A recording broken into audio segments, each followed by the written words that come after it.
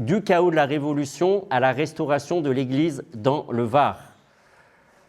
Alors je vais vous aborder donc cette période en suivant quelqu'un qui s'appelle Charles-Alexandre de Richery et qui va devenir évêque de Fréjus. Donc, je vous dis déjà un peu des choses. On va le suivre de sa naissance à sa mort et on fera un petit peu le après sa mort ensuite. Mais c'est quelqu'un qui a vraiment traversé cette époque. Étonnamment, c'est pas fait exprès, mais il est mort un 25 novembre. Et la date n'a pas été fixée en fonction et j'ai réalisé ça il y a quelques jours. Donc j'ai célébré la messe aujourd'hui pour le repos de son âme, en lui confiant aussi cette soirée. Mais il est mort il y a 195 ans, aujourd'hui. Donc on va suivre ces années troubles en suivant sa vie. Alors pour cela, il y aura quelques photos fait maison qui vont accompagner. Donc Charles-Alexandre, né en 1759, donc on est un peu avant la Révolution, et il naît dans un petit village de Allons. Allons, c'est dans la partie haute de la rivière du fleuve le Var, en allant vers Thorame, tout ça, donc dans les Préalpes du Sud. Et c'est un tout petit village, alors il est de la petite noblesse. Sa famille serait d'origine italienne, arrivée à Saint-Maximin, où ils deviennent notaires.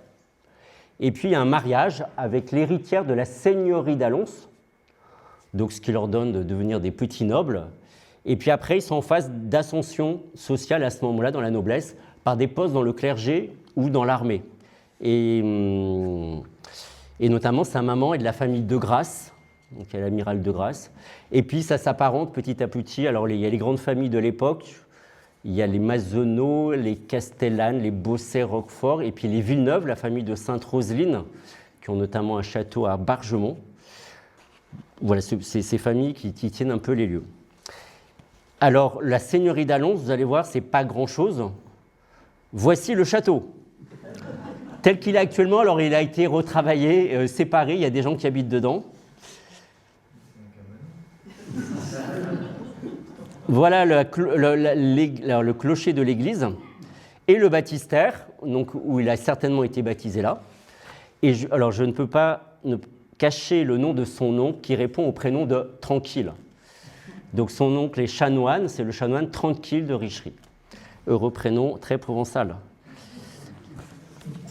Charles-Alexandre part étudier à Aix, il est collégien chez les oratoriens à Aix, et il fréquente des amis dont un certain nombre deviendront évêques comme lui plus tard. Aix est la capitale de la Provence, elle a un parlement, le parlement de Provence, le parlement d'Aix, et la Provence s'est unie au royaume de France vers le l'an 1500, mais c'est une union irrévocable des couronnes. C'est-à-dire que le roi de France est comte de Provence, mais la Provence ne s'est pas noyée complètement dans la France. C'est subtil parce que dans les faits, c'est là un peu quand même. Et donc, vous voyez là une lettre de Louis XVI, que je vais agrandir, et je vais vous lire, qui écrit à son lieutenant de Draguignan. Donc, Louis, par la grâce de Dieu, roi de France et de Navarre, comte de Provence, Forcalquier et terres adjacentes, au lieutenant de notre ville de Draguignan, salut. Donc, quand il écrit aux Provençaux, Louis XVI se présente aussi comme comte de Provence. Voilà pour cette Provence qui a une foi. Alors, c'est toujours délicat à parler devant s'il y a des Provençaux parmi nous. Disons que ce n'est pas la plus profonde qui soit. Et oui, c'est pour ça, les Provençaux, pardon. Hein, mais c'est comme ça. C'est-à-dire que très extérieur, on va dire baroque, très sud. Donc, avec, on aime bien les expressions extérieures. Voilà, il n'y a pas une. Ça tient moins les tripes, on va dire. À l'époque, la France a à peu près 130 diocèses. 130. Et je vais vous présenter 9 diocèses rapidement qui vont nous intéresser. Alors, je vous expliquerai mieux la carte, bon, même s'il y a une allusion. Voici des morceaux des 9 diocèses qui vont nous intéresser. on va les faire dans le sens des aiguilles d'une montre en partant du diocèse de Toulon. Donc avant la Révolution, le diocèse de Toulon, c'est grosso modo TPM en plus large. Mais pas tant que ça, il y a 24 paroisses. Ça va de Saint-Nazaire, c'est Sanary, maintenant, jusqu'à Bormes, en fait, là, il y a la commune du Lavandou qui n'existe pas encore. Donc, ce n'est pas énorme comme diocèse, petit diocèse. 2 paroisses dans Toulon, et encore, enfin, juste avant la Révolution, donc, qui sont à côté l'une, c'est la cathédrale et Saint-Louis. Donc, vous voyez, là, c'est une petite ville. Alors, voici une maquette de l'époque, enfin, à peu près de l'époque, de Toulon. Donc, en fait, c'est ce qu'on appelle un peu la basse ville. Vous voyez la place d'Armes, la Corderie. Mais vous voyez que là-haut, il n'y a plus rien. Enfin, chez nous, là, à Sainte-Jeanne-d'Arc, on est dans la campagne. Mais le Morillon aussi. Enfin, vous voyez, voilà, je ne veux pas d'histoire. Enfin, après, ça fait... Je vais me faire lyncher. Alors non, oui, s'il vous plaît, on ne met pas en place les principes révolutionnaires avec les prêtres. Voici l'évêché d'avant la Révolution. Donc, il donne sur le cours Lafayette et l'arrière donne sur la cathédrale. Alors, ça va devenir prochainement un hôtel. Donc, pour l'instant, c'est la Design Parade, une fois par an, qui est là. Voici la porte de l'évêché de l'époque. L'évêque, c'est Monseigneur de Castellane et Léon de Castellane-Mazog, avant la Révolution. On va prendre le diocèse suivant. Alors, il est plus grand que là. C'est le diocèse de Marseille. Marseille est par là. Et dans le diocèse de Marseille, repérez que ça va jusqu'à Bandol. Et il y a aussi la grotte de la Sainte-Baume, qui est dans le diocèse de Marseille. Marie-Madeleine est donc plus marseillaise que toulonnaise, désolé. Enfin, la Révolution va bien faire les choses, vous allez voir. Et là, comme quoi, il y a du bon aussi. Alors voici la cathédrale actuelle, mais qui n'existe pas à l'époque, la Major. Celle qui existe, c'est ce qu'on appelle maintenant la vieille Major, en fait. Et ça, c'est l'évêché, qui est actuellement la police. Pour les Marseillais savent que quand on vous dit « tu vas aller à l'évêché », en fait, t'es coffré. Mais c'est vrai, à Marseille, on utilise encore on dit il va partir à l'évêché. Donc, c'est différent ici, je vous rassure. Donc, voici la vieille Major, qui a même été amputée. Donc, la cathédrale d'avant la Révolution. Ce n'est pas un gros diocèse, et donc petite cathédrale.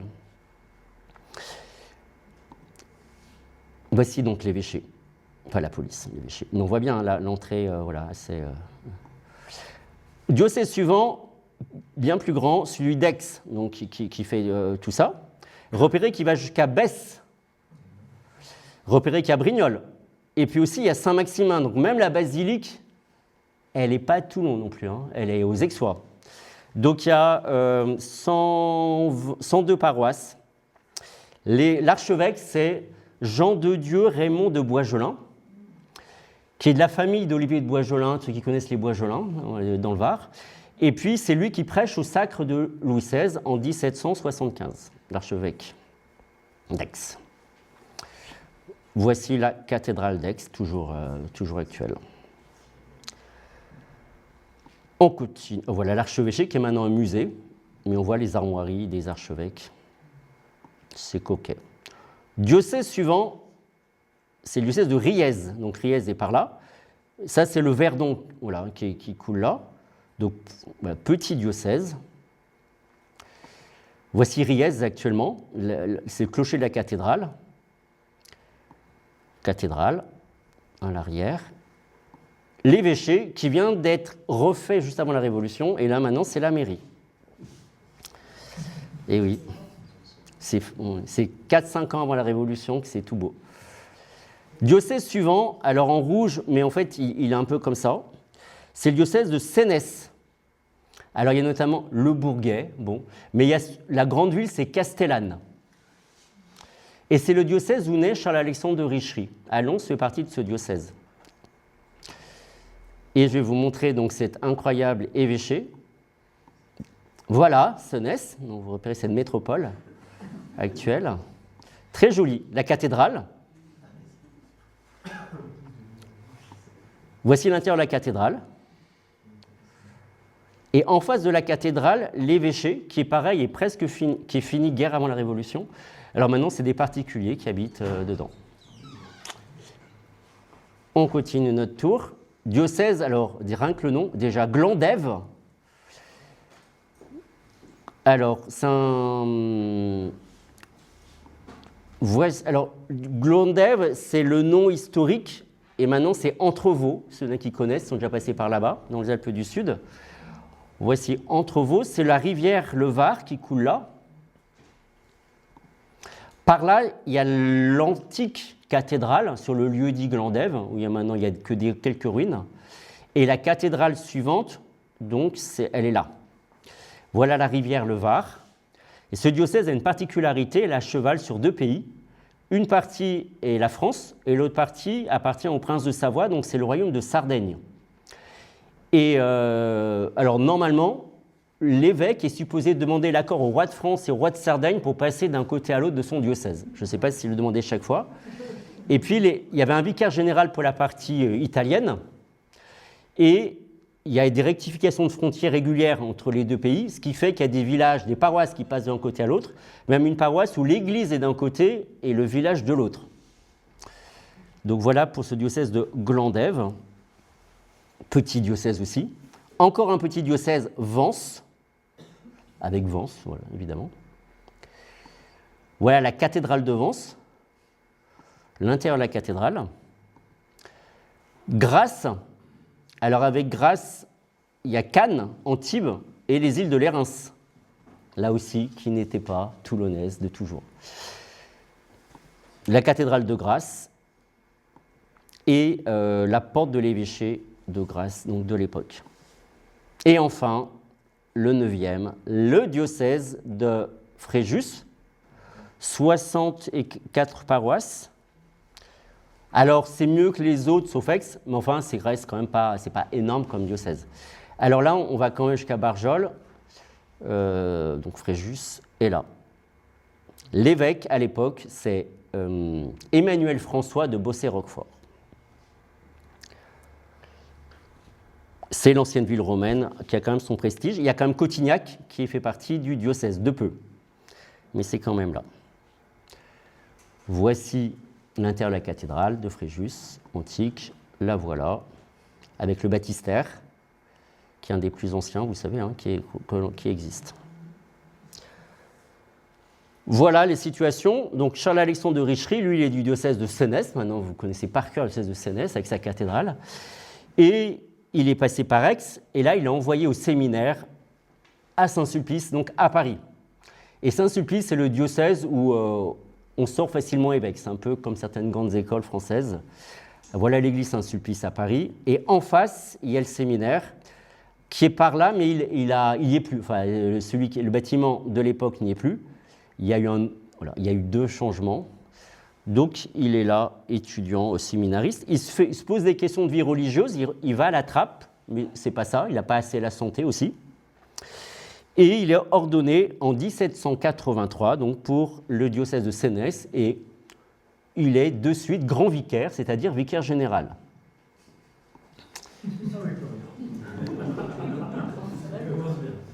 Il a à peu près l'âge de notre vicaire général actuel. Alors vous avez une attestation qui a été faite un peu plus tard, hein, donc de l'archevêque d'Aix, donc Jean de Dieu Raymond de Boisgelin, l'archevêque d'Aix qui atteste que, je cherche son nom, voilà, alors voilà, Charles-Alexandre de Richery d'Alons, du diocèse de Senès, qui était diacre, etc., a été ordonné prêtre. Donc voici une attestation de son ordination. Donc tout s'annonce bien. Comment ? 1759. Donc il a 24 ans quand il est ordonné et qu'il est vicaire général. Alors après, il faut voir le diocèse. Hein. Enfin, voilà. Mais donc, voilà, cette vie d'Ancien Régime qui c'est bien de connaître d'abord, quand vient vraiment l'irruption de la Révolution. Et donc, vous savez, Louis XVI, qui n'arrive pas à réformer le pays, convoque les États généraux. Donc ça, on est en mai, il commence. Mais déjà le 23 mars à Toulon, précurseur, il y a une émeute de la populace commence à s'en prendre enfin on va dire la mairie, pour vous dire rapidement. Et à la fin de la journée, ils vont à l'évêché, donc ils courent Lafayette. Alors, cours Lafayette, c'est pas cours Lafayette à l'époque, hein. Ce Lafayette, il est... faut replacer. Mais enfin, il est là, l'évêché, et apparemment, l'évêque n'est pas là. En tout cas, il y a sa voiture, donc c'est les sortes de carrosses, hein, et la voiture est jetée à la mer. Donc déjà, ça, c'est le 23 mars, la révolution n'a normalement pas encore commencé, mais vous voyez, il y a déjà des petites choses. L'évêque va s'en souvenir. Hein. Donc, États généraux, en juin, ils deviennent, donc on se proclame Assemblée nationale, constituante, donc la révolution se met en branle, le roi il fait comme il peut, il laisse plutôt faire, il n'a pas trop le choix. Nuit du 4 août 1789, l'abolition des privilèges, donc ça concerne tout le monde, hein, dont le clergé, dont la noblesse, mais il y aura d'autres mesures. La vie religieuse va être interdite, donc interdiction d'être religieux, assez rapidement, et on spolie les biens de l'Église.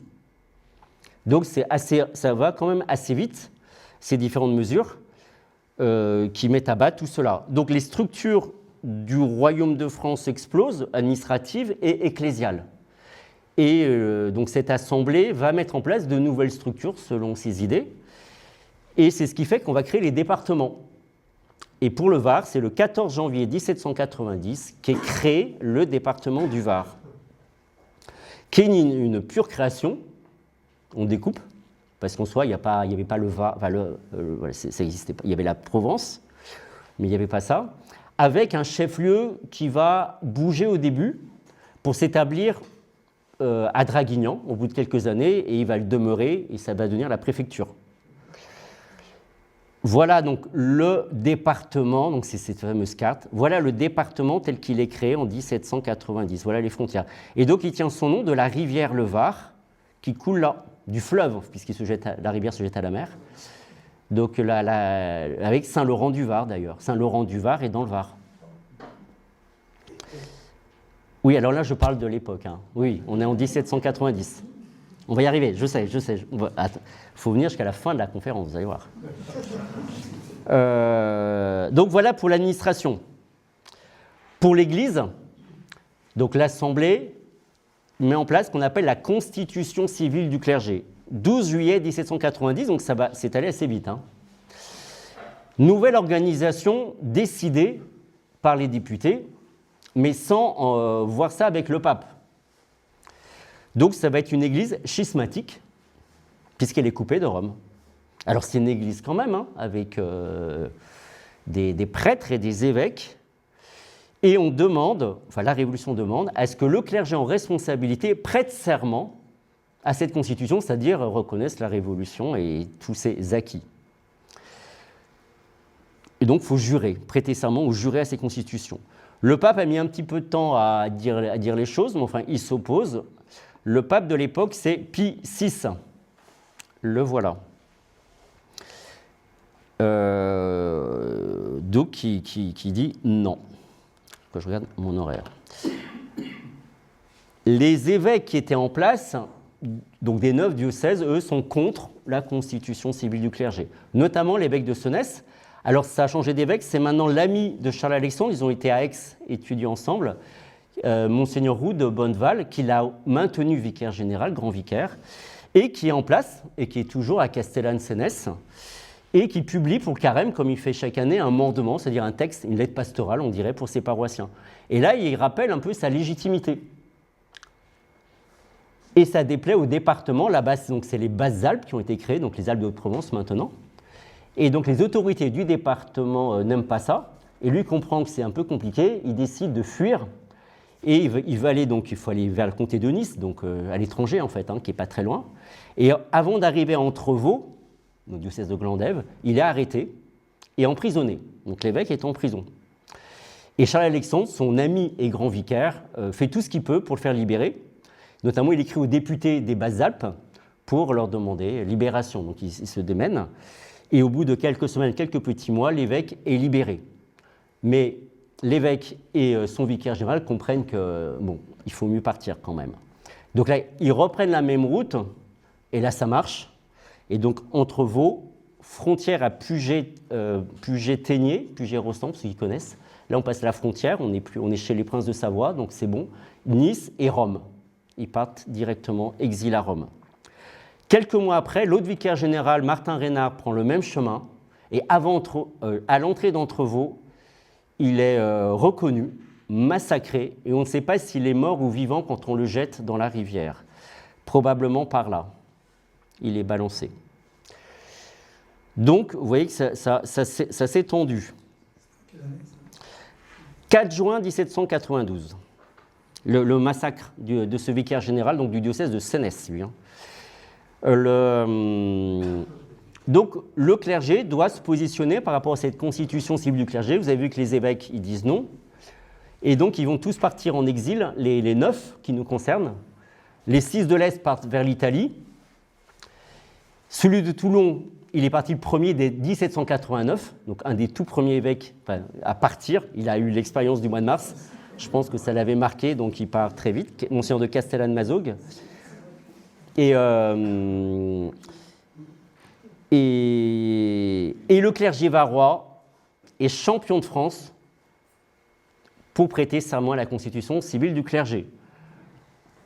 Alors, on n'est pas à 100% parce que les évêques et vicaires généraux ne le font pas, ou le supérieur du séminaire, etc. Donc, on a 95% qui votent champion de France, de loin. Mais on verra que ça va. C'est pas forcément alors, difficile à expliquer toutes les raisons. On peut en avancer, mais peut-être un effet d'entraînement. Pas forcément convaincu, parce qu'il y aura beaucoup qui vont se rétracter. Et on verra que ce ne sera pas un des diocèses les plus compliqués à ce niveau-là.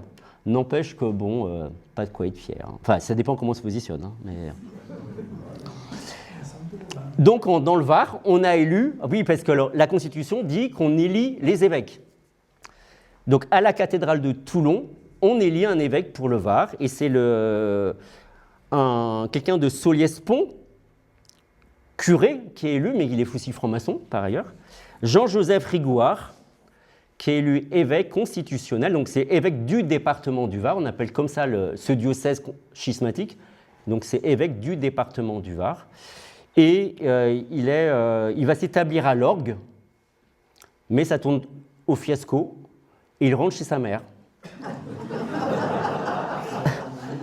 Il va vivre à Solliès-Farlède, donc la Farlède, qu'on appelle Solliès-Farlède, et il va desservir le coin. Et il est enterré dans l'église de Solliès-Pont, alors, où il y a une plaque qui le commémore. Donc le voilà, son visage. Et voici l'église de Solliès-Pont, mais on ne sait plus situé dans l'église où est sa tombe. Alors, donc pour le clergé, alors dans le Var c'est un peu clair, mais enfin globalement c'est quand même crucifiant et c'est pas si simple. Pourquoi je prête serment ou pas? Parce que qui va s'occuper des fidèles? Et puis parfois, voilà. Donc il y a eu de tout. Donc il y a ceux qui prêtent serment, donc c'est les assermentés ou les jureurs, ils ont juré, et opposés aux insermentés qui sont donc réfractaires. Et pour eux, le choix soit c'est de rester comme clandestins, soit c'est de s'exiler. Et puis, dans ceux qui ont prêté serment, il y a ceux qui vont se rétracter, d'autant qu'il y aura plusieurs serments même. Et puis aussi, il y a ceux qui abandonnent, qu'on a appelé abdicataires. Et parfois aussi, il faut manger, parce qu'ils n'ont plus rien non plus. Donc, il y aura un peu de tout. C'est la panique quand même là-dedans pour tout le monde. Donc, je vous ai parlé du massacre du vicaire général. Vous savez qu'après, dans l'été 92, le roi est déposé, le 10 août, et on va proclamer la République le 21 septembre 92. Mais le 2 septembre, entre deux, à Paris, il y a des clercs sont massacrés, et 100 vont être béatifiés, et un va même être canonisé par le pape François. Donc ça, c'est tout frais.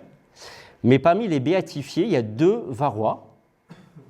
Le premier, toujours Solliès-Pont, comme quoi il a sa plaque juste à côté de celle de l'évêque constitutionnel, mais lui, c'est un bienheureux martyr, François-Joseph Pey, mais qui n'était pas prêtre de notre diocèse, qui était prêtre à Paris, mais varois. Et puis l'autre, c'est Jules Pazery de Thorame, qui était vicaire général de Toulon, mais qui était à Paris à ce moment-là et qui est massacré. Donc le roi, après, est guillotiné le 21 janvier 1793, date fondamentale qui marque les esprits. Donc ça a été voté, et parmi les régicides, dans les Varois, il y a Barras, Paul Barras, qui est de Fox-en-Fous, né à Fox-en-Fous, et puis l'abbé Sieyès, un des grands révolutionnaires qui est né à Fréjus, mais heureusement pas près du diocèse de Fréjus. Voilà, donc, mais ses frères sont maires de Fréjus, d'ailleurs. Ça va? Donc, janvier 93. Et là, donc c'est là que Toulon, vous allez voir que les choses ont changé entre ce clergé qui a massivement juré. Figurez-vous qu'à l'été 93, Toulon se retourne royaliste. Donc, c'est une révolte qu'on appelle fédéraliste, qui est aussi sur Marseille. C'est anti-parisien, comme on est souvent. Et du coup, Toulon, la flotte anglaise et espagnole sont dans la rade de Toulon, mais donc en bonne entente avec les Toulonnais, qui reconnaissent Louis XVII comme leur roi. Louis XVII, c'est le... Alors, pardon, c'est Sieyès, je ne vous avais pas montré Sieyès, pardon. L'abbé Sieyès révolutionnaire qui a sa statue à Fréjus. Bon. Voilà donc un médaillon Louis XVII, roi de France et de Navarre. C'est le fils de Louis XVI et de Marie-Antoinette, qui est prisonnier au Temple et qui a 8 ans. Donc pour les Toulonnais, c'est le roi. Ça ne plaît pas. Donc le régime s'appelle maintenant la Convention, la Première République. Et donc la Convention envoie Barras pour aller récupérer Toulon.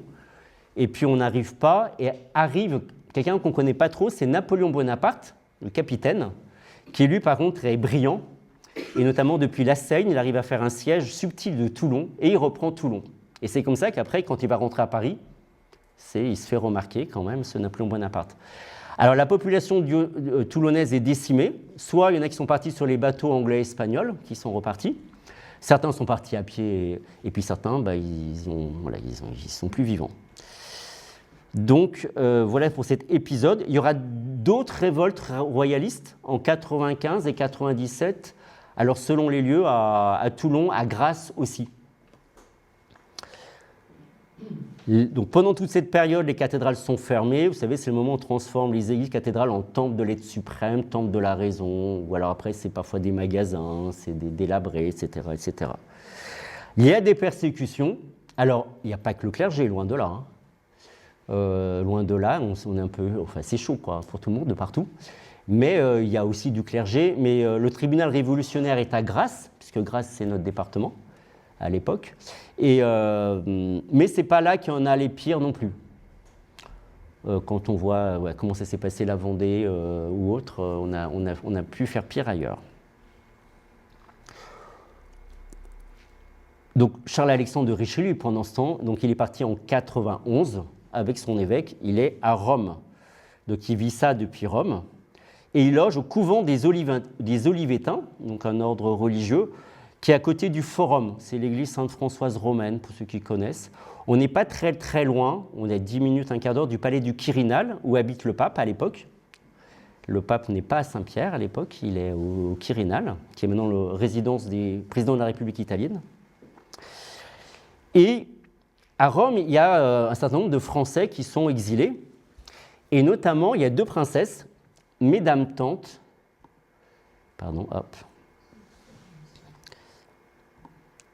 Madame Adélaïde et Madame Victoire, 2 filles de Louis XV, qui sont donc tantes de Louis XVI, et puis d'autres dont on va parler. Et ces 2 princesses ont fui, et elles habitent à ce qui sert d'ambassade de France à l'époque, le palais de Carolis, qui est maintenant une banque, mais c'est, on va dire, l'ambassade de France. Et là-bas, déjà, ça se faisait avant, mais on tient salon. Donc, elles tiennent salon, c'est les 2 princesses. Elles tiennent salon, et donc le petit monde exilé vient là. Donc, Monseigneur de Bonneval, l'évêque de Senès, est reçu avec son vicaire général, Charles-Alexandre, qui participe à ces événements mondains. Mais il y a du beau monde qui est là, y compris un prélat qui va monter en puissance, qui s'appelle, alors italien, Ercole Consalvi, qui est enterré dans l'église juste en face de ce palais-là. Donc voilà la tombe de Ercole Consalvi, dont je vous reparlerai plusieurs fois. Donc Charles-Alexandre connaît ces princesses, et ils se fréquentent. Alors ils sont nombreux, hein, il y a du monde là-dedans. Et ça dure plusieurs années. Mais voilà que la France est en guerre avec ses voisins. Et puis, après, ça a été compliqué, mais petit à petit, ils avancent et ils arrivent sur l'Italie. Et en 97, les troupes françaises approchent de Rome. Donc, ce beau monde doit quitter les lieux. Et les uns les autres voilà, font comme ils peuvent.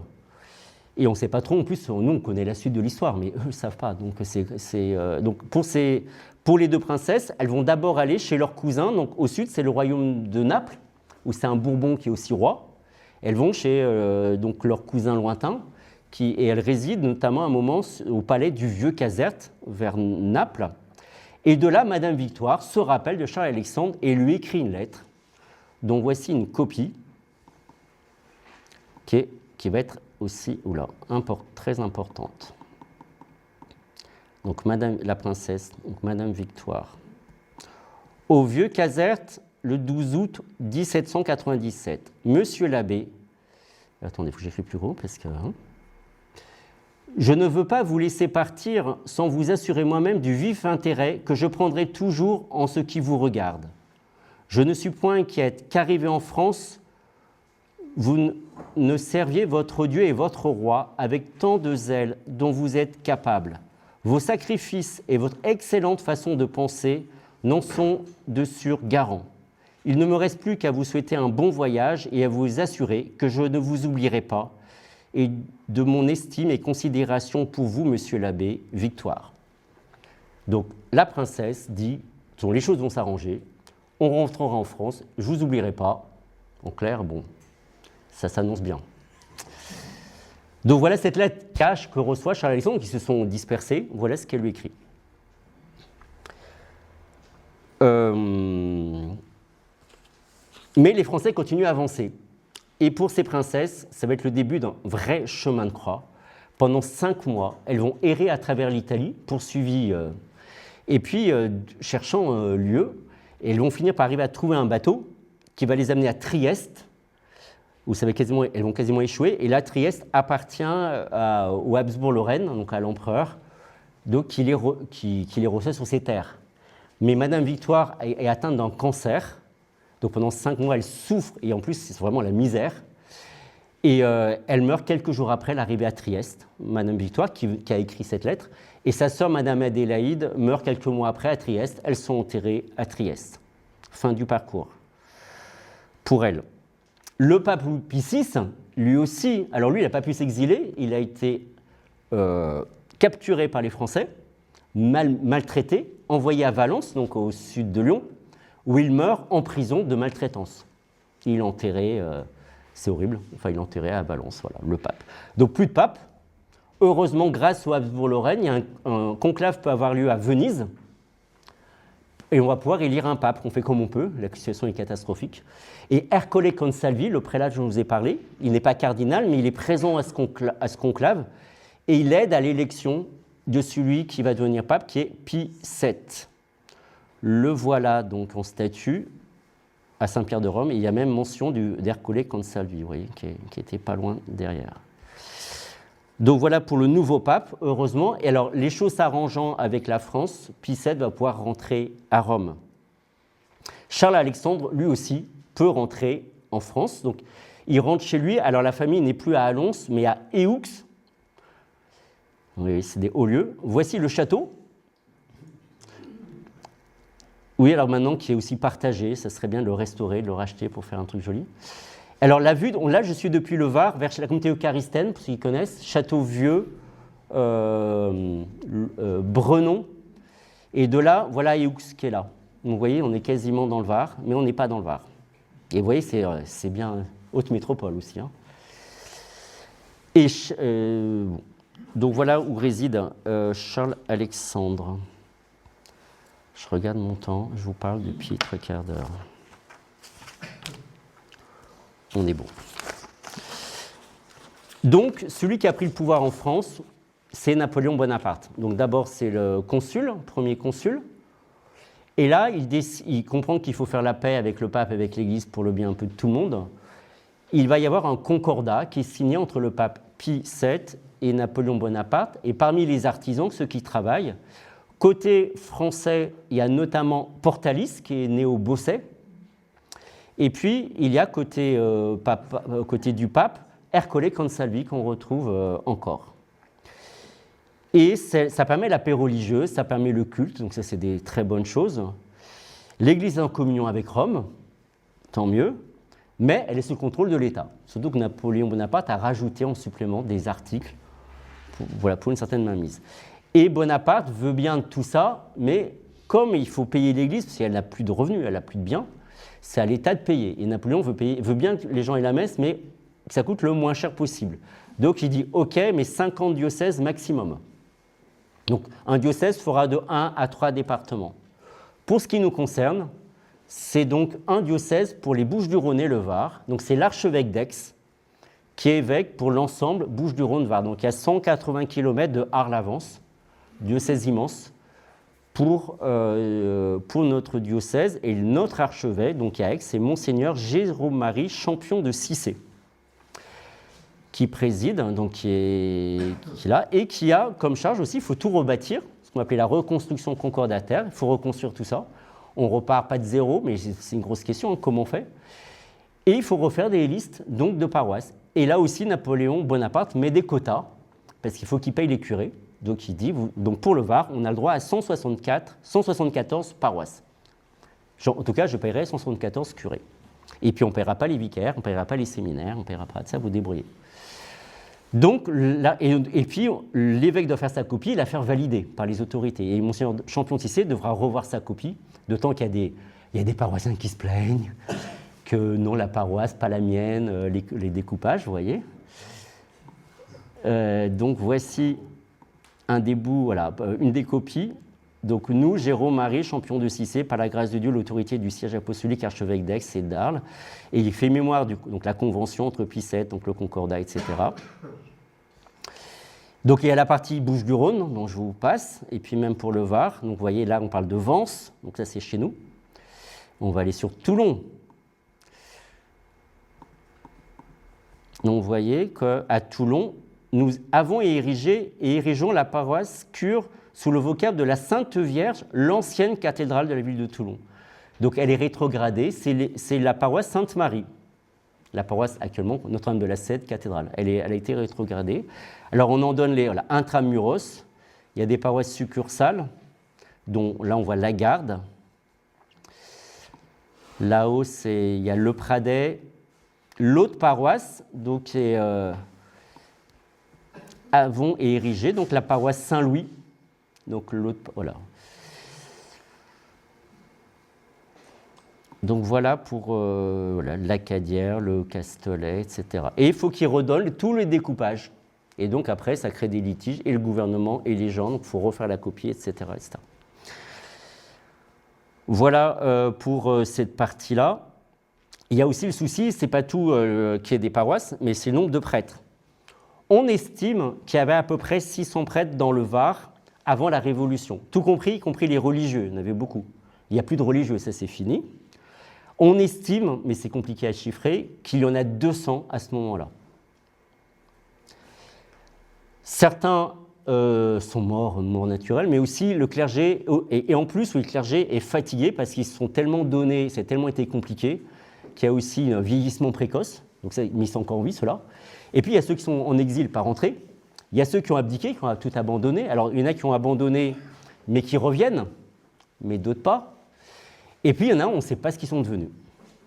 On ne sait pas. Donc avec ça, il faut tenir les lieux. Donc il y a des lieux où il n'y a pas, enfin on fait comme on peut. Voilà cette période qui est compliquée, avec un clergé qui est fatigué, et puis qui est très divisé, parce que son attitude dans la Révolution a été très variable, et Napoléon Bonaparte a conscience de ça, il oblige, il s'appelle l'amalgame, c'est-à-dire qu'il met des quotas des uns des autres pour forcer un peu, pour refaire l'unité. Et puis on arrive de diocèses très différents aussi. Hein. Ça aussi, c'est à prendre en compte. Vous imaginez, on a déjà du mal avec les gens du Mourillon, de Sainte-Jeanne d'Arc, alors imaginez, je dis ça parce qu'il y en a, non, je rigole, c'est une blague. Hein. Il y a ceux de Sainte-Thérèse aussi, voilà, ou d'ailleurs. Mais vous voyez, voilà, donc ça c'est des questions. Que fait Charles-Alexandre de Richery, qui est en bonne santé? Eh bien, lui, il refuse de servir. Pourquoi? Parce qu'il est prévu dans ces accords complétés par Napoléon qu'à la fin de chaque office, on va prier pour les autorités. Donc une prière qui va changer, ce qu'on va passer de la République à l'Empire, mais Domine salvum fac republicam, Domine salvos fac imperatorem.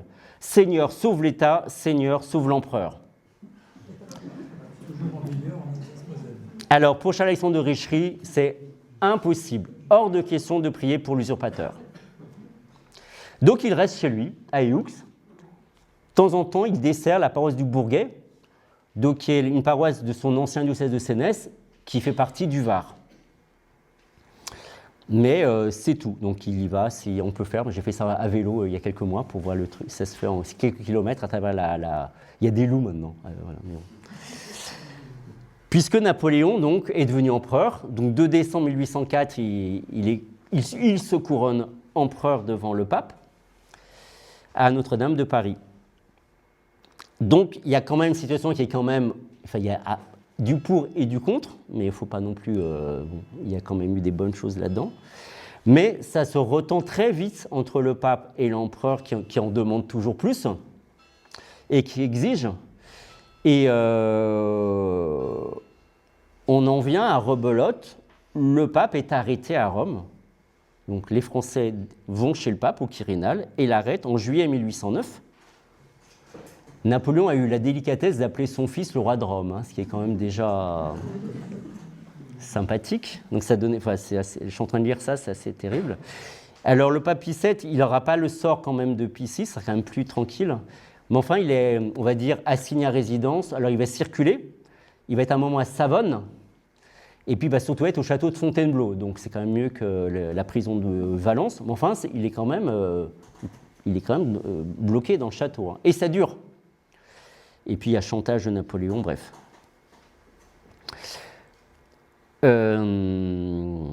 Alors, du coup, on arrive dans un bras de fer. Le pape excommunie l'empereur. L'empereur cherche, essaie quand même de lui faire signer un nouveau concordat, bref. Et puis, dans le concordat, ce qui est prévu pour la nomination des évêques, il revient à l'empereur de nommer l'évêque. Mais ensuite, le pape doit ce qu'on appelle le préconiser, c'est-à-dire qu'il doit valider, et puis après, il y aura le sacre. Vous voyez? Et là, le pape bloque. Donc, l'empereur dit, moi, je nomme, et puis le pape, il dit, moi, je ne préconise pas. Et donc, je ne sacre pas. Et donc, c'est le cas qui va se passer à Aix, où Monseigneur Champion de Cissé meurt, en 1809, je crois. L'empereur nomme Monseigneur Geoffrey, qui était évêque de Metz, mais né à la Roquebrussanne. Il le nomme pour Aix. Monseigneur Geoffrey passe, mais le pape n'a pas validé. Monseigneur Geoffrey s'en va. C'est les vicaires généraux qui administrent comme ils peuvent un immense diocèse. Et on arrive à un nombre très important de diocèses non pourvus en France. Et c'est le blocage. Mais pour nos Varois, donc, qui sont à la fois pour la Révolution, en même temps royalistes, il y a un peu de tout, ils vont avoir des passages du pape, parce que le pape est passé pour aller... alors il a sacré l'empereur, et puis il est revenu, et puis il est venu parce qu'il est séquestré, donc à l'aller au retour. Donc Pie VII passe, alors les axes, c'est un peu toujours les mêmes, c'est la 8 en fait maintenant, mais et donc il vient, alors il dort, et puis chaque fois, un élan de ferveur incroyable. Il prêche dans les églises, on veut voir son carrosse, on veut le voir. Il dit, on a les textes, et à la Motte, on le voit de partout, à Tourves, il dort à Tourves. Il faut bien dormir quelque part. On ne se moque pas des gens de Tourves, s'il y a des gens de Tourves parmi nous. En plus, il fait de filmer après. Mais voilà, donc, et ça suscite une ferveur, ce passage du pape Pie VII, alors que les Français étaient plutôt gallicans, pas trop aimer les papes quand même, etc. Et là, il y a vraiment un élan pour le pape. Et puis, il y a aussi, alors lui, il est déjà mort, mais le chœur de Pie VI qui passe par là. Parce que le chœur, il circule après, et du coup, le passage du chœur de ce pape qui a été maltraité suscite une ferveur aussi incroyable. Donc voilà cette période, mais qui est quand même tendue parce que le pape est bloqué, mais finalement Napoléon Bonaparte lui arrive, vous savez, ça va de moins en moins bien. Il en vient à devoir libérer le pape, il ne peut pas faire autrement. Et puis finalement, donc, il est exilé en 2 fois. Il commence par aller à l'île d'Elbe. Et c'est le moment qu'on va appeler la Restauration. Et c'est le frère de Louis XVI, donc Louis XVIII, qui était en exil, qui se considérait lui pleinement déjà roi de France, mais enfin il n'était pas au pouvoir. Voici son buste. Donc, qui est l'oncle du petit Louis XVII. Alors, le petit Louis XVII, il est mort de maltraitance au Temple en 95.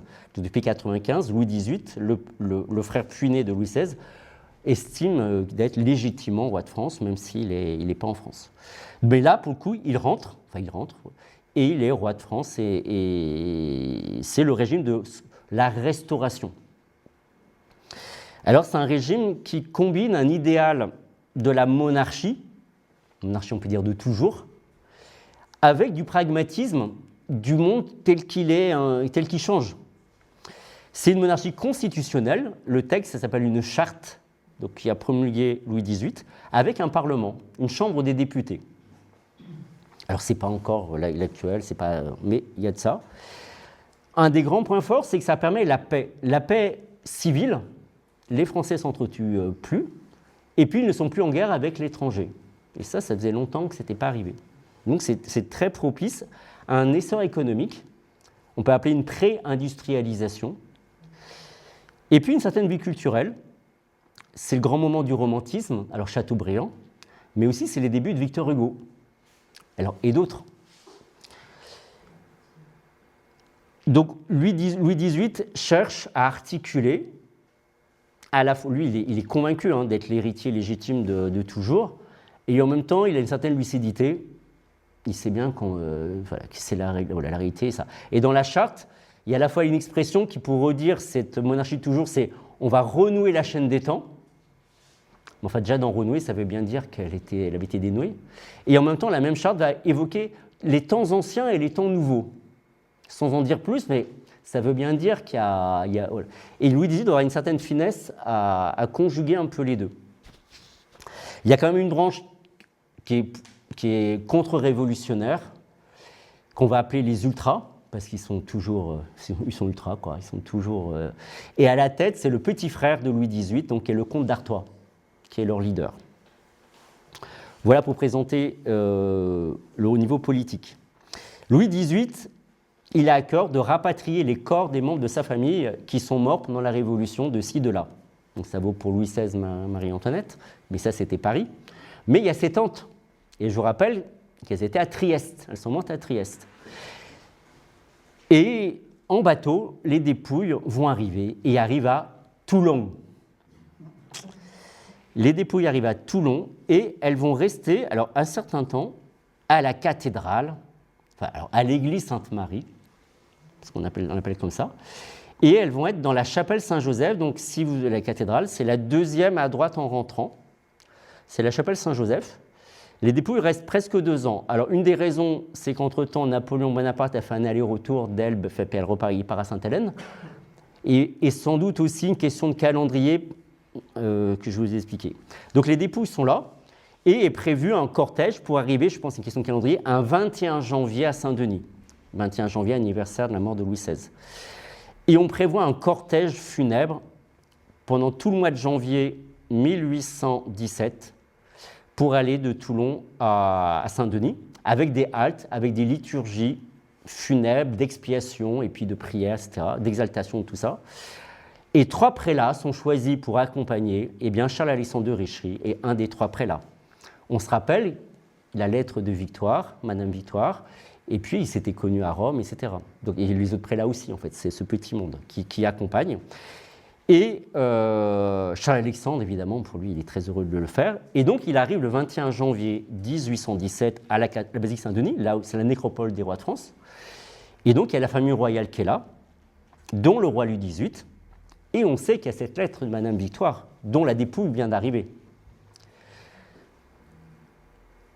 Et donc les dépouilles sont mises dans le caveau. Donc c'est là, c'est la crypte des Bourbons. Si vous allez à Saint-Denis, c'est dans la crypte. Alors c'est les corps qui n'ont pas été profanés puisque s'ils n'étaient pas en France.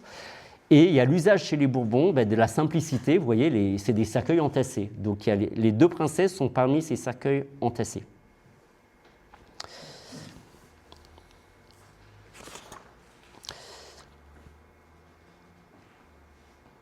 Donc le régime, donc voilà pour Charles-Alexandre, 1817 on en est là. Le régime donc, de Louis XVIII est favorable à l'Église, c'est un peu naturel. Et pour tout le monde c'est tellement évident, on se dit mais ça, on va revenir comme avant, ça va être merveilleux. Et ça a tout pour être facile. Et donc même on se dit on va remettre tous les diocèses comme avant, enfin on va refaire comme avant, tous les diocèses comme avant, etc. Donc Louis XVIII il tient à la fois ce discours-là et en même temps le pragmatisme. Et finalement, on arrive, mais on fait un nouveau concordat. Parce que la question, c'est est-ce qu'on peut considérer légitime ce concordat avec l'usurpateur?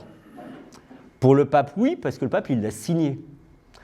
Mais pour Louis XVIII, le concordat de Napoléon Bonaparte, non. Donc, bon, on arrive à s'entendre avec un nouveau concordat. Côté français, c'est Blacas, qui est né à Vérignon, donc grand village varois de 8 habitants. C'est vrai. À côté d'Ops. En fait, c'est les Blacas d'Ops, la famille, une grande famille française. Hein. Voici leur château à Vérignon. Alors, le village est à 100 mètres. Mais le château est sympa. Alors, ce n'est plus la famille Blacas, il paraît, depuis quelques années qu'il y a le château. Donc, Blacas côté français et côté romain, toujours Ercole Consalvi, le fameux négociateur perpétuel, secrétaire d'État en fait du pape. Et là, on se met d'accord. Alors, on dit qu'on refait comme avant, mais on dit qu'on va faire 92 diocèses. Bon, voilà. En se rappelant qu'on fait comme avant, on dit 92. Parce qu'il y a des questions quand même économiques, pratiques, etc. Donc, 1817, le 21 janvier, Charles-Alexandre était à Saint-Denis. Donc, le concordat est signé le 11 juin 1817. Et il revient au roi de nommer les évêques et au pape de les préconiser comme président concordat. Et Charles-Alexandre de Richery est nommé évêque de Fréjus. Il va à Paris pour faire les formalités. Il loge rue Cassette, dans cette rue-là, qui est en face de là où j'ai étudié, donc la fac catho, l'ICP. Le couvent des Carmes, l'église Saint-Joseph des Carmes. Il loge là. Pour les formalités, et voici sa nomination par le roi. Extrait de l'ordonnance du roi, Louis, par la grâce de Dieu, roi de France et de Navarre, etc. Avons nommé et nommons à l'évêché de Fréjus, donc Charles-Alexandre, l'abbé de Richery, ancien vicaire général de Sénès, etc. Donc lui, il est là, il a fait les formalités, il prend contact avec le préfet du Var, avec le maire de Fréjus, tout s'annonce bien. Et le garde des Sceaux Pasquier dit, mais en fait, au niveau légal, il faut une loi du Parlement pour valider le... Et ça, ce n'était pas prévu. Le pape, il dit quoi? On ne fait pas une loi d'un Parlement quand c'est un accord entre le pape et le roi de France. Et au Parlement... toute ressemblance avec des situations pouvant exister encore, ça s'enlise. Alors qu'on est dans un mouvement, régime de la Restauration, il y a tout pour que ça se passe bien, on n'est pas capable de se mettre d'accord sur un texte de loi pour valider ce concordat. Et donc le pape, on essaye, puis c'est plein de discussions, et en fait on se complique la vie, et on se pourrit ce qui aurait dû être vraiment d'une facilité incroyable. Le concours, on n'acte pas que c'est fini, mais en fait, on n'y arrive pas. Donc, le concordat n'est pas mis en place. Et donc, on dit aux évêques, alors Charles-Alexandre, il écrit, il en a marre d'être à Paris. Et à la fin, on dit à ces évêques qui ont été nommés, rentrez chez vous. Donc, lui, il rentre à Éoux, dans son château. Retour à la maison, et puis on continue. Voilà. Mais, mine de rien, des négociations vont quand même continuer, et notamment toujours notre Consalvi, qui est là, et on cherche des solutions. Et côté français, il y a toujours Blacas, et on appuie avec le fils de Portalis, donc Portalis fils, qui aide afin qu'on sorte. Et il y a l'idée, alors italien, non? Il stato provisorio. Donc, puisqu'on ne veut pas... oui, le pape dit, mais moi j'ai signé le concordat, et le roi de France, il l'a signé. Alors il y avait déjà le concordat signé entre le pape et l'empereur qu'on n'avait pas non plus abrogé. Donc on commence à empiler des concordats qui sont quand même valides, Mais comment on va faire? Et on n'arrive pas à le valider. Donc on dit un état provisoire. C'est-à-dire que c'est... Donc on s'entend, d'abord on va pourvoir au diocèse qui attendait toujours un évêque depuis que Pie VII avait refusé. Et là on arrive à mettre un évêque quand même à Aix, notamment pour desservir le Var. Donc est nommé en 1819, donc ça a commencé à faire, Pierre-Ferdinand de Bossé-Roquefort et archevêque d'Aix et dessert donc les Bouches-du-Rhône et le Var. Pierre-Ferdinand, c'est le neveu de l'ancien évêque de Fréjus, Emmanuel François, et c'est le meilleur ami de Charles-Alexandre de Richery. Ils ont été à Aix, ils s'entendent, ils s'écrivent tout le temps, etc. Donc c'est lui qui est archevêque d'Aix, donc qui peut reprendre, on retrouve un évêque. Voilà, c'est la première étape. Et finalement, en 1822, on s'accorde, toujours estato provisorio, pour dire on va faire 80 diocèses. Vous voyez, il y avait des chiffres. Donc il y en a 12 dans ceux qui avaient été prévus, finalement leur dire au revoir, Orange par exemple, etc. On dit, et donc on nomme à nouveau Charles-Alexandre de Richery est nommé une deuxième fois évêque de Fréjus. Et là il dit, bon, Paris je suis déjà allé, on dit non, tu retournes à Paris, il faut refaire les formalités. Donc il y a des lettres où il dit quand même, est-ce que je peux pas, enfin c'est bon. Et là il va loger aux missions étrangères de Paris. Et là, c'est bon. Donc, c'est bon, c'est validé pour tout le monde. Et il va être sacré, donc ordonné évêque, dans la chapelle des missions étrangères de Paris. Voilà la chapelle. Alors, c'est une époque, hein. L'évêque, il est ordonné là, il n'est pas à Fréjus. Hein. Et il n'arrivera à Fréjus que le 1er octobre. Il est à Fréjus. Il fait son entrée solennelle. Alors à l'époque, il y a tout évidemment le préfet, le maire, enfin c'est heureuse époque où il n'y a pas une laïcité 1905. Donc l'évêché de Fréjus est effectivement restauré. Alors voilà Charles-Alexandre de Richery. Il a 64 ans. Alors, vous repérez, c'est l'époque, hein, le col à Rabat. Le col romain, ça viendra plus tard. Hein. Ce n'est pas encore... ça existe à Rome, mais pas pour les Français. Voilà Charles-Alexandre. C'est le portrait dans la sacristie de la cathédrale de Fréjus. Voici son blason. Donc, voilà la cathèdre de Fréjus. Alors ça, c'est les armoiries de notre évêque actuel. Monseigneur de Touvet est son 15e, et 15e dans la suite de Charles-Alexandre de Richery. Et ce qui anime profondément Charles-Alexandre de Richery, qui est dans son filigrane de son papier à lettres, Dieu et le roi sauvent la France, donc L de Louis XVIII, 1814. Donc ça, dans son papier à lettres, c'est ça. Donc ça dit, et ça le dit vraiment profondément, pour lui, il en est absolument convaincu. Donc Dieu est le roi, donc là pour lui, c'est bon, quoi. Ça y est, on est revenu à ce qui était la normalité. Dieu est le roi sur la France. Et c'est cette mentalité de la restauration. Alors ça c'est dans la fine pointe dans mon mémoire, mais ce n'est pas le sujet là, qui s'appelle « Comment restaurer un évêché sous la Restauration ». Ce qui voulait un jeu de mots, au début, moi je voulais faire une blague. En fait, c'est la fine pointe. Ça veut dire quoi, restaurer dans cette période dont le nom au niveau politique, c'est la Restauration. C'est Louis XVIII qui, sans le faire exprès, utilise le mot la première fois. Mais pour tout le monde, c'est clair que le mot va bien. Col, on appelle ça un chrononyme, un nom d'époque. Mais qui veut dire une époque au niveau politique, mais aussi une pensée. Alors, il y a Joseph de Maistre, mais il y en a d'autres, et avec des variantes. Mais vraiment restaurer.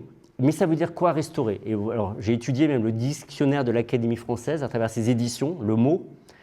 Mais c'est lié aussi à cette époque. Enfin, ça veut dire quoi? Et on en voit les problématiques. Hein.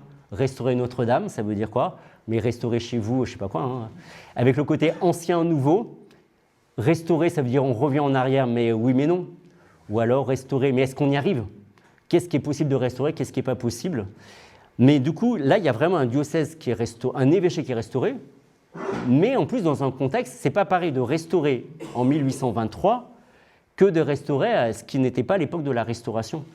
Et donc, Dieu et le roi sauve la France imprime foncièrement l'idée de restaurer à cette époque-là, dans un élan de restauration, qui n'est pas, comme je vous l'ai dit, qu'un simple retour en arrière qui n'est pas possible, que certains voudraient, Et vous voyez Louis XVIII qui conjugue. Et Charles-Alexandre de Richelieu, qui est convaincu Dieu est le roi sous la France avec Louis XVIII, va faire la même chose. Et nous, on est héritiers de ça. Notre diocèse restauré, c'est celui-là. Je range mon truc. 20.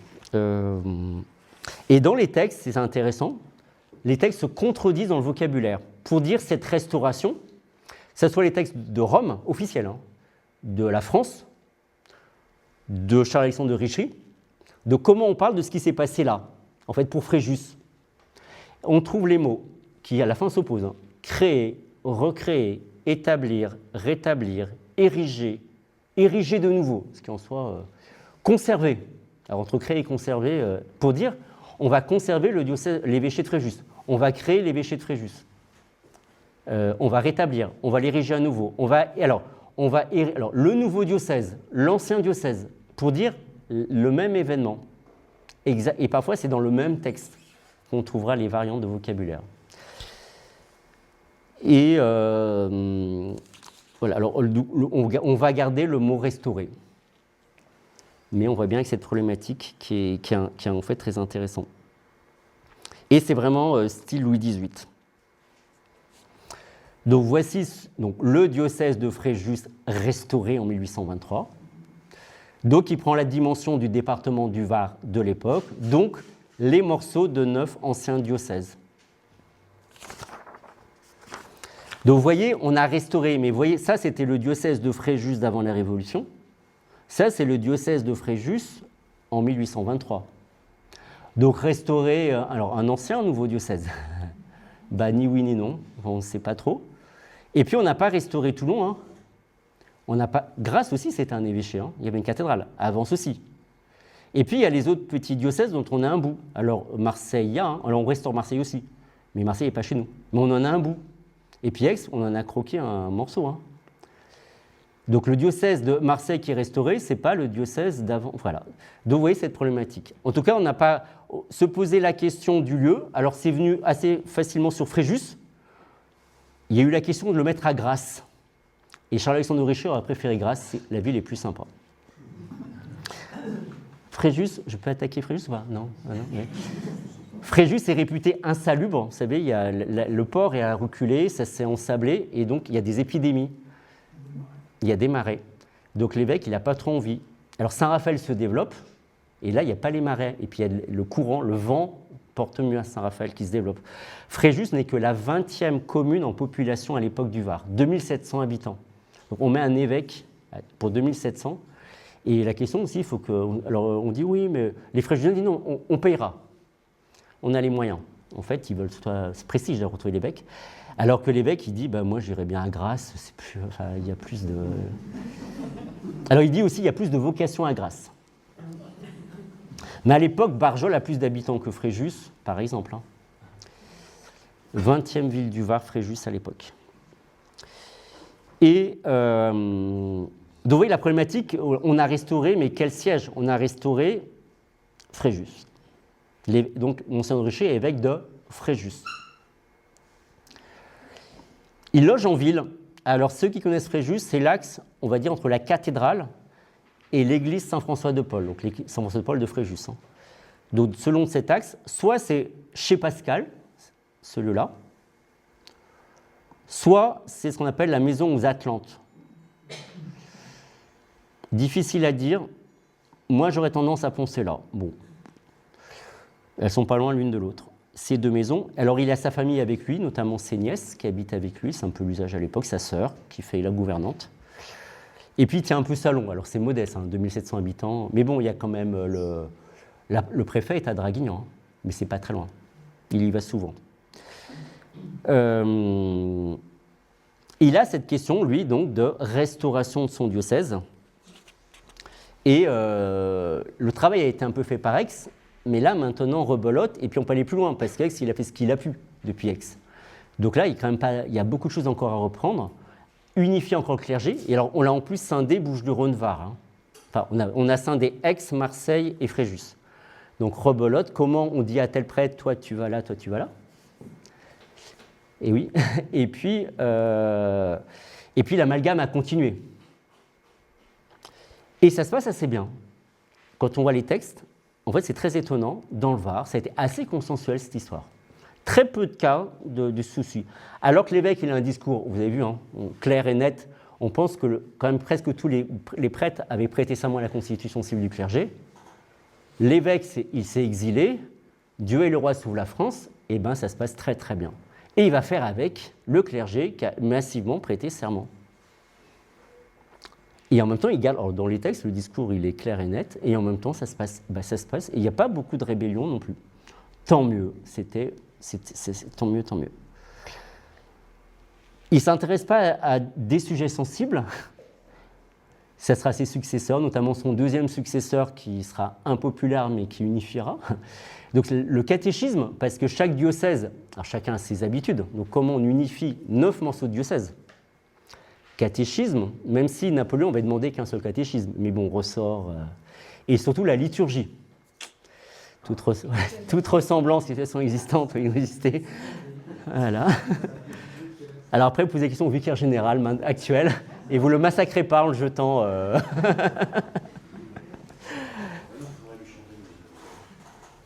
Je reprends. En fait, il y a des rites locaux, et notamment un rite fréjusien. Le rite fréjusien, il est pour le diocèse de Fréjus avant la Révolution. Mais là, alors, ce serait une autre histoire. Mais il se trouve qu'il y a des prêtres, notamment des jeunes prêtres, qui ne sont pas fréjusiens d'avant la Révolution, mais qui célèbrent en fréjusien hors de l'ancien diocèse de Fréjus. Alors qu'en soi, là-bas, on n'y a jamais célébré en fréjusien. Mais ils se mettent à le faire. Monseigneur de Richery fait quasiment rien. Il ne préfère pas, c'est pas le moment. Son successeur demandera juste qu'il y ait un missel romain, parce que normalement, ce qui est demandé, c'est le missel romain, qu'il y ait un missel romain dans chaque paroisse. Mais il ne demande pas ce qu'on l'utilise, mais il demande qu'il y ait le bouquin, parce qu'il ne veut pas. Et c'est le Monseigneur vicaire le suivant, alors c'est un mouvement général français avec le pape en plus, qui va imposer le missel romain. Bon, il sera très impopulaire cet évêque-là, mais c'est le mouvement où le pape le demande, et même en France, Solem, tout ça. C'est le renouveau du chant grégorien, du missel. C'est le moment où on se met à porter le col romain, etc. Bref, mais ça, c'est une autre histoire. Ah, on y arrive. Restez jusqu'à la fin. J'ai eu peur que vous en fuyiez. C'est quelle année le missel romain? En France, c'est 1800... dans le Var. C'est Monseigneur Vicard, 1852, 50. On n'est pas les derniers. C'est Monseigneur Dupont-Loup à Orléans qui va attendre la fin 19e. Fin 19e, le missel romain est célébré de partout. Eh bien, Concile de Trente. Ouais, c'est une autre histoire, pardon. On fera une autre conférence. Ou après. Monseigneur aussi de Richery rouvre un séminaire quasiment tout de suite. Il y a un manque cruel de clercs. Il n'y avait plus de séminaire. Voici alors ça, c'est le premier séminaire de Fréjus qui avait été construit au XVIIe. Mais on avait construit déjà un nouveau après, peu avant la Révolution, au XVIIIe. Mais ce deuxième séminaire, qui viendra autre chose, sera hélas les bâtiments bombardés, c'est la force des choses, pour libérer Fréjus le 15 août 1944. Donc voici l'espace où il y avait, voilà, maintenant c'est une place Clémenceau, voilà. Ben ouais. C'est les Américains, pour nous libérer la Provence, ils ont dû bombarder. Mais c'était déjà plus séminaire. Hein. Voilà l'emplacement en tout cas. En tout cas, il rouvre, il s'intéresse énormément aux séminaristes. Le clergé, donc pour avoir un nouveau clergé, le séminaire de Fréjus. Il y a apparemment 100 séminaristes à la réouverture. Bon. Toute ressemblance, situation existante. Je continue.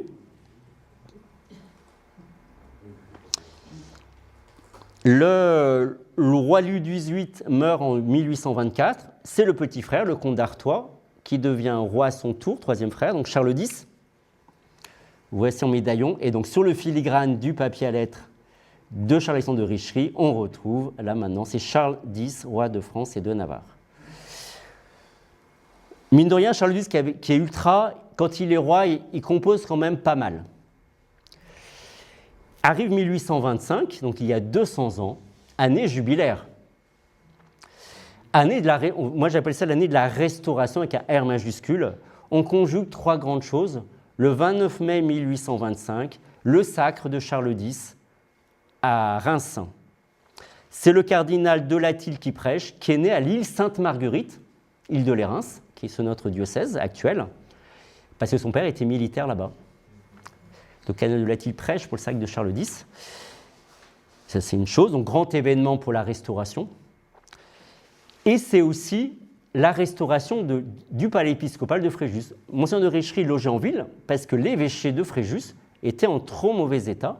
On voulait le restaurer. En fait, on le restaure en le reconstruisant quasiment. On garde la chapelle, tel ou tel mur, et en fait, Monseigneur de Richery n'habitera jamais dans son évêché. Parce qu'il faut le rebâtir, c'est son successeur qui le fera. Alors, il y a donc, belle époque où les autorités civiles et religieuses sont là, grande fête. Discours de Monseigneur l'évêque pour la première pierre du palais épiscopal le 22 octobre 1825 à Fréjus. On n'a pas le temps de lire, hélas, le texte de l'évêque. Alors, il raconte évidemment l'horrible révolution et combien, etc. Combien il aurait aimé restaurer, mais il a fallu reconstruire, même si on utilise le mot restaurer.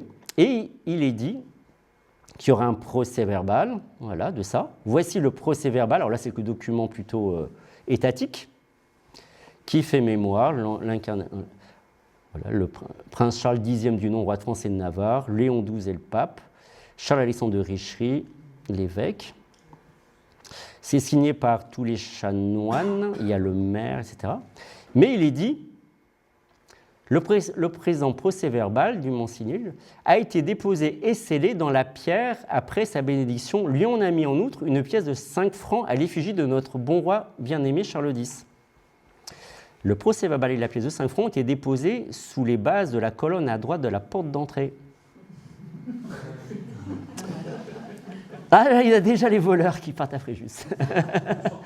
Voilà la cathédrale, voilà donc l'évêché devenu mairie de Fréjus actuellement. Donc, l'évêché restauré il y a 200 ans.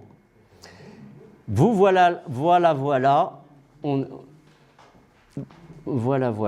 Donc, allez chercher. Vous pouvez aller, à mon avis, le procès-verbal avec cette pièce de Charles X est certainement là.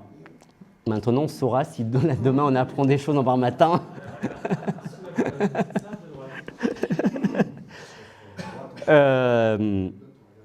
Et évidemment, le troisième événement donc, cette année, année jubilaire, année sainte, donc c'est le pape Léon XII, très inconnu de tout le monde, 1823-1829, qu'on peut appeler le pape de la Restauration lui aussi, qui est alors dans une mentalité plutôt ultra, zelanti, on appelle ça comme ça à Rome, donc, et qui ose faire une année sainte dans un contexte un peu compliqué quand même en Europe.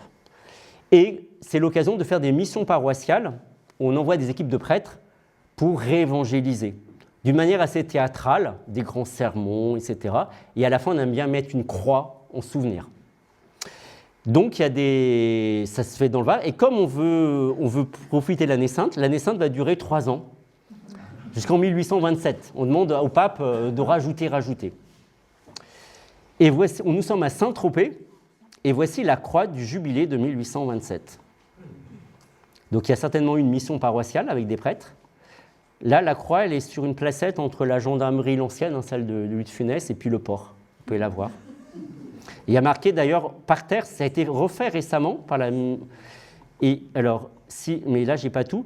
Ça fait mémoire de l'année sainte quand même, donc tant mieux. Et le thème de l'année sainte pour le pape Léon XII, pape de la Restauration, c'est Instaurare omnia in Christo, donc c'est la parole de Dieu, c'est saint Paul. Mais traduit dans le langage de l'époque, restaurer toute chose dans le Christ. Et alors que c'est alors, il y a plusieurs traductions. Récapituler toute chose. Pour là, c'est restaurer toute chose dans le Christ. Ça va être repris plus tard par saint Pie X comme devise de son pontificat, avec un peu la même idée derrière.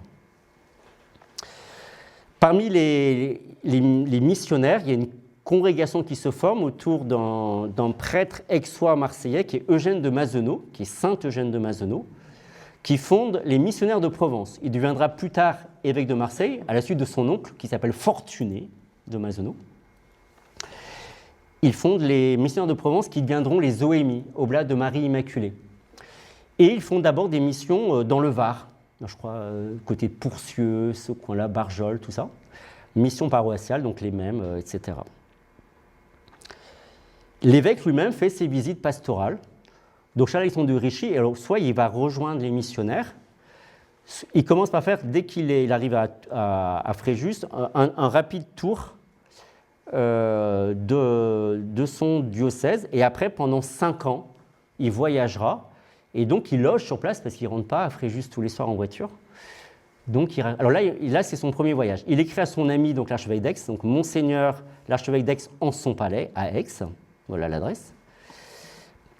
Alors, il écrit une date, entre amis qui ont un peu les mêmes idées. La lettre est datée curieusement de Toulon le 21 janvier 1824. Donc, c'est toujours une date.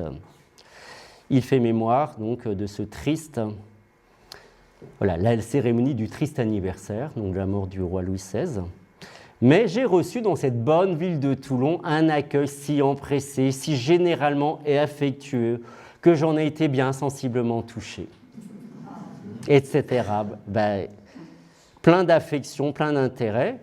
Il est allé dans les églises, il est passé, il raconte, je cherche, à La Seyne, oui, La Seyne et Olioul, La Seyne, Olioul. Il va aller vers Brignoles en passant par Belgencier, où il va confirmer juste 60 personnes à Belgencier. Alors, il y a peut-être eu du retard, révolution, pire oblige, hein, mais bon.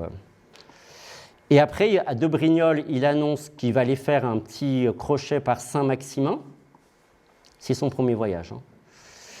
La superbe basilique de Saint-Maximin, il compte y être le 24. Là, après Brignoles.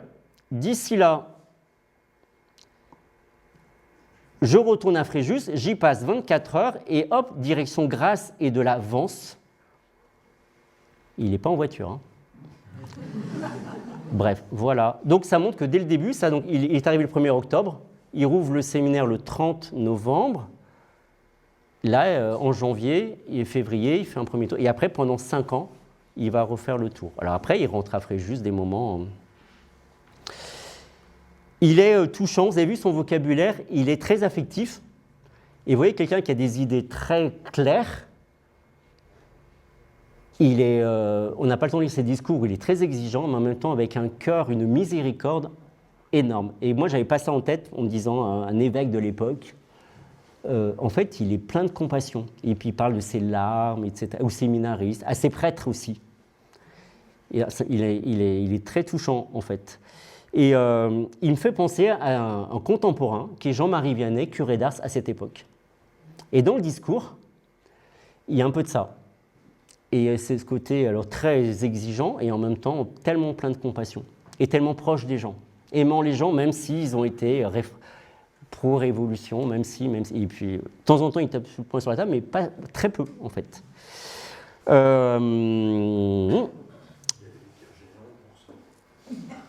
Oula. Et ben ça se passe, mais ça se passe. En fait, il y a peu de lettres de qui que ce soit pour qui que ce soit négative. Il n'y en a pas beaucoup. Alors, il y a un point commun avec le curé d'Ars, on n'aime pas la danse et les cabarets. À l'évêché de Fréjus, interdiction de danser. Et alors, on raconte que quand l'évêque n'est pas là, ses nièces se mettaient à danser.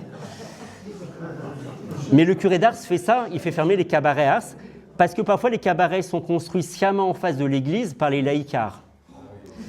Et notamment là, en 29, l'évêque écrit au ministre de l'Intérieur Martignac, parce que en face de l'église Saint-Louis à Toulon, on veut construire une salle de spectacle. Et là, pour la religion, pour les fidèles, c'est affligeant pour les fidèles et pour leurs pasteurs. On n'a pas le temps de lire. Voilà. Donc, le foyer de corruption, quel scandale! C'est une époque. Donc, voilà son tempérament, ce personnage. En 29, son ami d'Aix meurt, et lui est l'héritier évident, naturel, pour être archevêque d'Aix. Il ne veut pas, il veut rester à Fréjus, mais il écrit, il demande, pas y aller, mais il y va, on dit « j'obéirai ». Donc, il devient archevêque d'Aix. Mais quelques mois après, le roi Charles X, qui a trop exagéré pour ressaisir les choses, publie des ordonnances qui engendrent une révolution de 3 jours. En 3 jours, il est mis de côté, c'est les Trois Glorieuses, en juillet 1830. C'est la chute. Pour le nouvel archevêque d'Aix, c'est le drame. Parce que prend le pouvoir le lointain cousin libéral, le duc d'Orléans, qui accepte le drapeau tricolore de la Révolution. Et puis, donc, re-usurpateur. Et les prières, toujours à dire. Alors, quand c'était pour le roi, ça va. Mais Louis-Philippe, Ludovicus Philippum, pas question. Et il le dit, donc, mais par contre, à Aix, on n'est pas d'accord. On lui dit, bah non. Et puis, il y a le drapeau tricolore. Il dit non, drapeau blanc. Et donc, ça crée des tensions. Donc, il n'est pas aimé tant que ça. Et là, il dit pour la prière, il dit, moi, je le ferai que si le pape le dit. Donc, il croit. Mais le pape, on a changé de pape. C'est Pie VIII, pas très connu, 1829-1830. Et Pie VIII, qui ne peut pas se fâcher avec la France, il n'a pas les moyens. Il dit, ben, Louis-Philippe, c'est quand même pas non plus... et bon, on va faire les prières. Donc, pour l'évêque, c'est comme ça, déjà.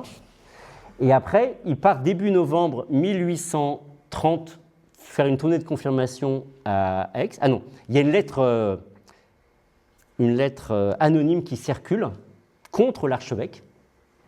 Et on se rend compte que c'est un des chanoines qui l'a écrite. Donc, ambiance. Là-dessus, il part faire des confirmations dans le diocèse. Et à son retour, on a changé le drapeau à l'évêché. On a mis le drapeau tricolore. Drame pour Charles-Alexandre. Et on raconte que ça provoque sa mort. Et là, le 25 novembre 1830, il y a 195 ans aujourd'hui, Charles-Alexandre de Richelieu meurt à l'archevêché d'Aix. C'est pas possible. Il est enterré dans la cathédrale d'Aix, puisque c'est là qu'il a fini sa vie. Alors, comme un chœur a été refait vers l'an 2000, je vous laisse apprécier le style, on ne sait plus localiser la tombe de Charles-Alexandre, hélas, qui est quelque part là.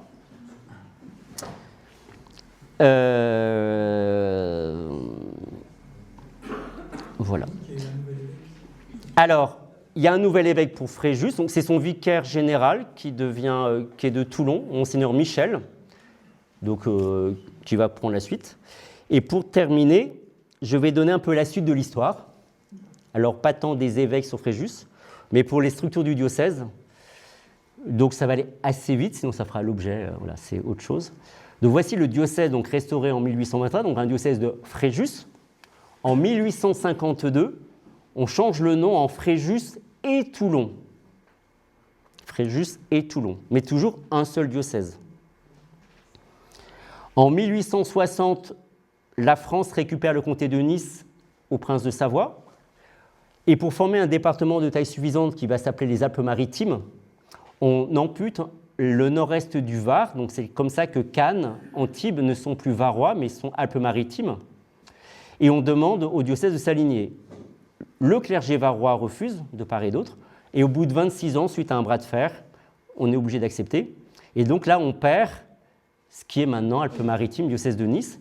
Mais on garde les Reims parce que l'évêque de Fréjus avait acheté l'île Saint-Honorat. Donc, ce qui donne qu'actuellement notre diocèse est constitué des morceaux de 7 anciens diocèses.